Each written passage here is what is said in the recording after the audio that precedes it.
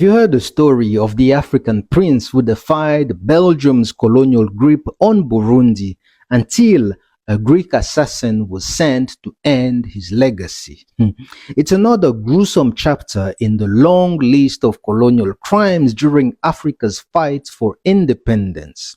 And this is Prince Louis Rwagasore, the son of King Mwambutsa, Burundi's last monarch. Look, the prince is celebrated as the nation's independence hero, but on October 13, 1961, in the capital city, Bujumbura, his life was cut short by a single bullet to the throat, fired by a Greek assassin hiding in the trees surrounding Restaurant Tanganyika, where the prince, also then serving as the country's prime minister, was dining on the terrace with ministers and allies. However, the shooter and his 5 accomplices were later found guilty and sentenced to follow the prince they silenced.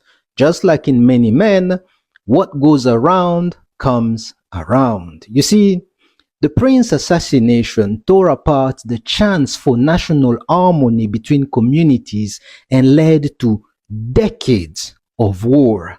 And this colonial crime took place just 10 months after Belgium, alongside other Western powers, including Congolese politicians, participated in the plot that led to the assassination of Patrice Emery Lumumba. Now, according to historical accounts, Belgian colonial officers in Burundi orchestrated the assassination while Brussels turned a blind eye. You see, the prince was deeply committed in uniting Burundi's communities and political factions under a vision of full independence from Belgium. However, Belgium's elite, with their African puppets, were intimidated by his influence and his ability to mobilize the masses like Brother Malcolm. For example, in March 1960, the Prime Minister called for civil disobedience, urging the people not to pay taxes